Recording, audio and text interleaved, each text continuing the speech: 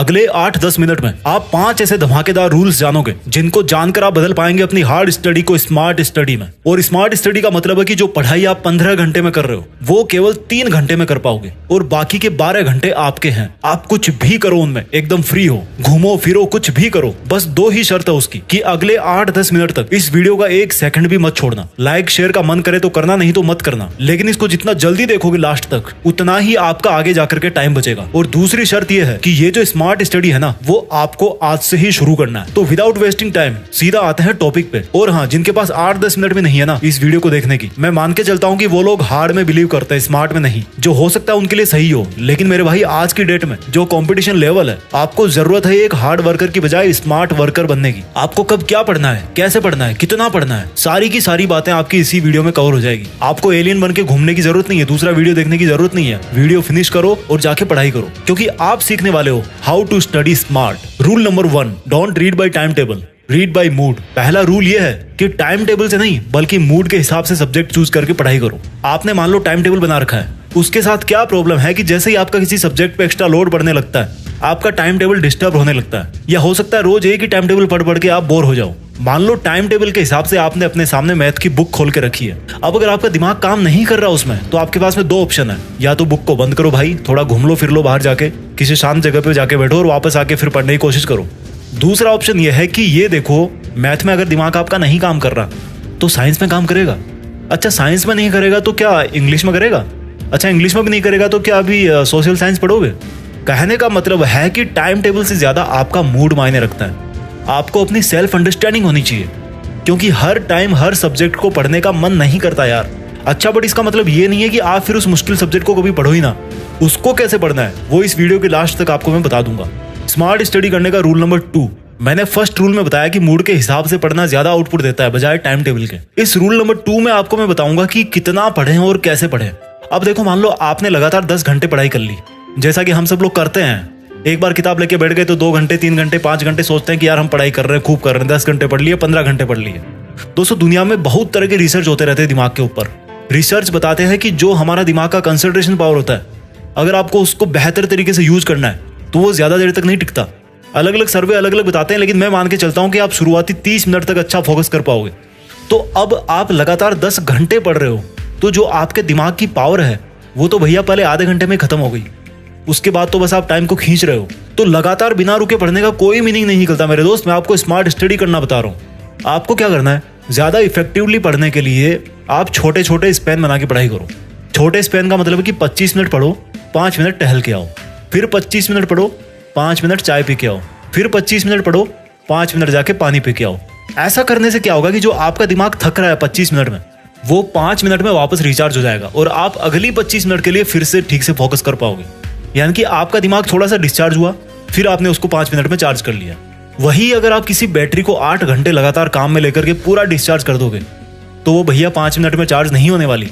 आप 1 घंटा, 10 घंटे, 20 घंटे पढ़ लो, अगले दिन क्या होगा आपका?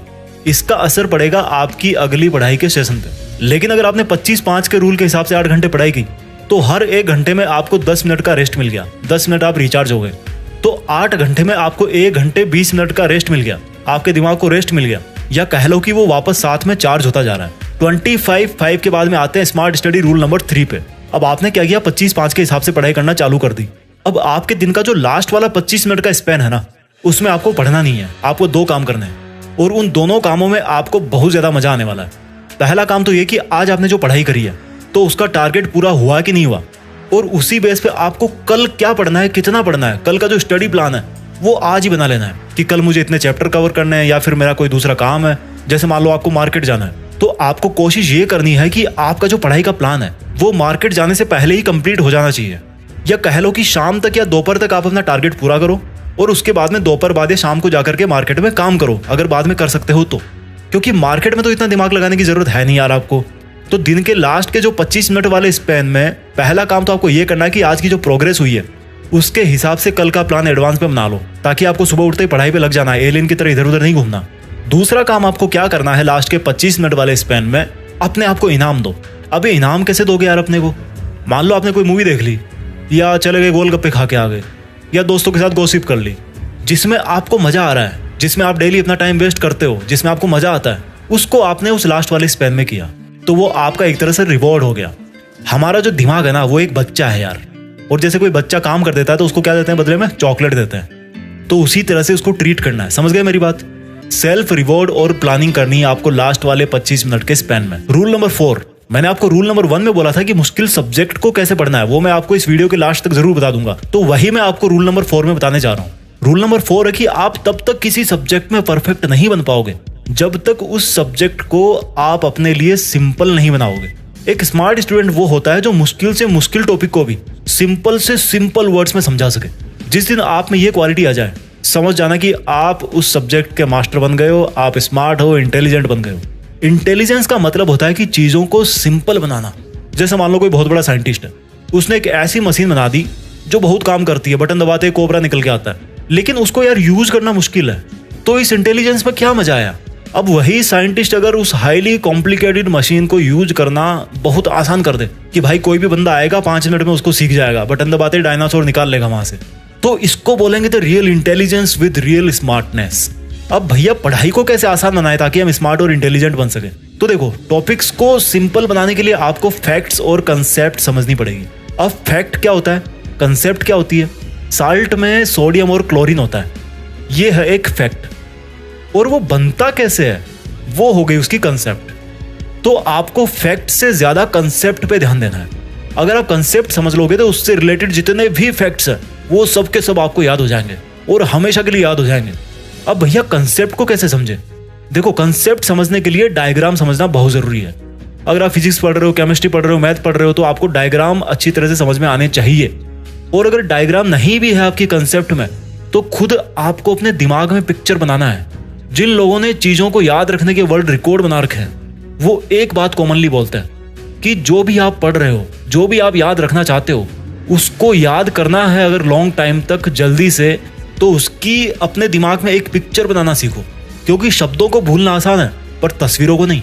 स्मार्ट स्टडी करने का रूल नंबर 5 है कि आप यार किचन में क्या करते हो? खाना बनाते हो ना? बाथरूम में क्या करते हो? नहाते हो। बेडरूम किस लिए बना है? सोने के लिए। पढ़ाई किचन में कर सकते हो, बाथरूम में कर सकते हो, तो बेडरूम में क्यों? बिस्तर पे लेट के क्यों? पढ़ाई अलग काम है, उसको भी अलग जगह चाहिए। जिस तरह आप बाथरूम में बैठ करके खाना नहीं खा सकते, किचन में बैठ करके सो नहीं सकते, तो बेड में घुस करके पढ़ाई कैसे करोगे यार? भाई पढ़ने की भी एक अलग जगह होती है, तभी वो अंदर से वो वाली फीलिंग आती है कि यार मैं पढ़ रहा हूँ। जिस तरह से किचन में जाते ही खाने का मन करता है, टॉयलेट में जाते ही फ्रेश होने का मन करता है, उसी तरह से स्टडी प्लेस पर जाते ही आपका पढ़ने का मन करेगा।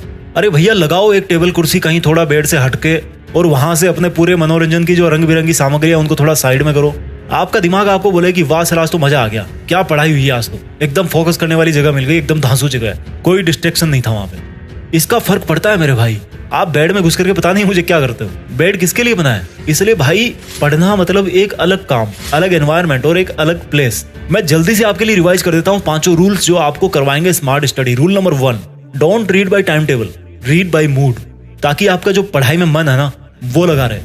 रूल नंबर 2, 25-5, 25-5, 25-5, 25 मिनट पढ़ाई, 5 मिनट मस्ती, 25 मिनट पढ़ाई, 5 मिनट खाना पानी, 25 मिनट पढ़ाई, 5 मिनट कुछ भी करो यार।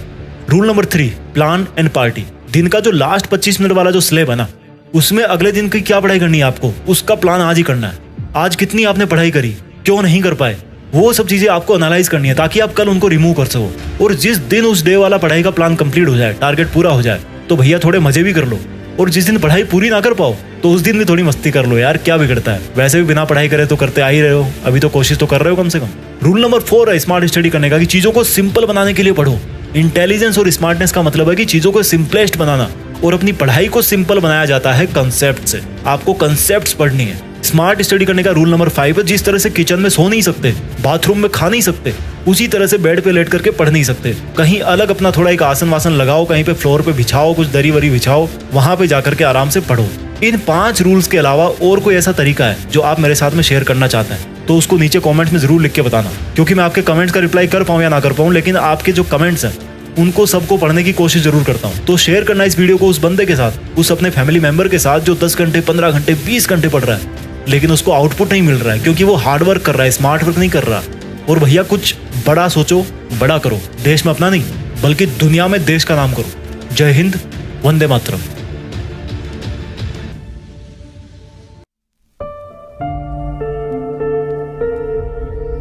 जीत फिक्स।